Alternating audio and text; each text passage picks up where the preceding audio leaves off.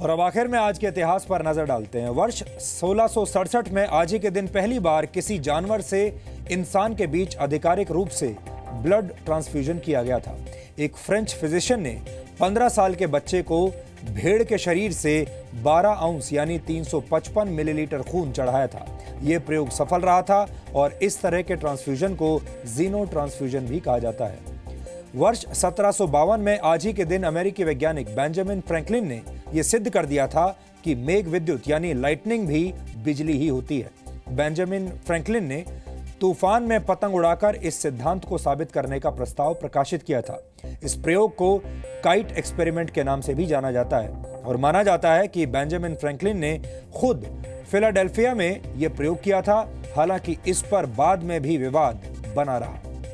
वर्ष 1844 में आज ही के दिन अमेरिकी केमिस्ट चार्ल्स गुडियर को वल्कनाइज्ड रबर का पेटेंट मिला था। वल्कनाइजेशन एक खास रासायनिक प्रक्रिया है जिसके जरिए प्राकृतिक रबर को सल्फर की मदद से वल्कनाइज्ड रबर बनाया जाता है। ये रबर ज्यादा मजबूत और टिकाऊ होते हैं। चार्ल्स गुडियर के आविष्कार की बदौलत रबर का व्यावसायिक इस्तेमाल करना संभव हुआ था। हालांकि ये भी एक विडंबना है कि उनके आविष्कार ने कई लोगों को करोड़पति बना दिया, लेकिन चार्ल्स गुडियर अपनी मौत के समय एक गरीब व्यक्ति ही रहे। 1927 में आज मशहूर उर्दू लेखक और शायर इब्न इंशा का जन्म पंजाब के जालंधर जिले में हुआ था। इब्न इंशा को अपने दौर के सबसे अच्छे शायरों और उर्दू के सर्वश्रेष्ठ व्यंग्यकारों में गिना जाता है। उनकी सबसे मशहूर पुस्तक का शीर्षक था उर्दू की आखिरी किताब। इब्न इंशा की लिखी कई गजलें आज भी क्लासिक मानी जाती हैं। जगजीत सिंह द्वारा गाई गई एक मशहूर गजल इब्न इंशा ने ही लिखी थी।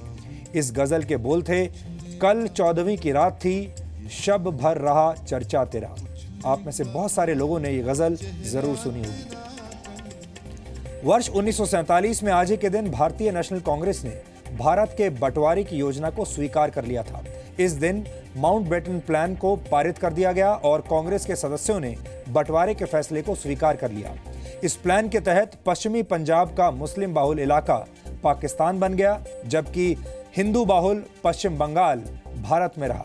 इसी तरह मुस्लिम बाहुल पूर्वी बंगाल भी पाकिस्तान के हिस्से में आ गया था, जो बाद में आज़ाद होकर बांग्लादेश बना। यहाँ आपको ये भी बता दें कि आज़ादी के वक्त कई स्वतंत्र रियासतें भारत में थीं, जो बाद में भारत में शामिल हो गईं और इसका श्रेय सरदार पटेल को दिया जाता है। तो डीएनए में आज इतना ही। अब आपसे हमारी मुलाकात होगी कल रात 9 बजे। तब तक आप खुश रहिए, सुरक्षित रहिए और बुजुर्गों का हमेशा सम्मान कीजिए। बड़े बूढ़ों का साया और आशीर्वाद बहुत किस्मत वालों को मिलता है। नमस्कार।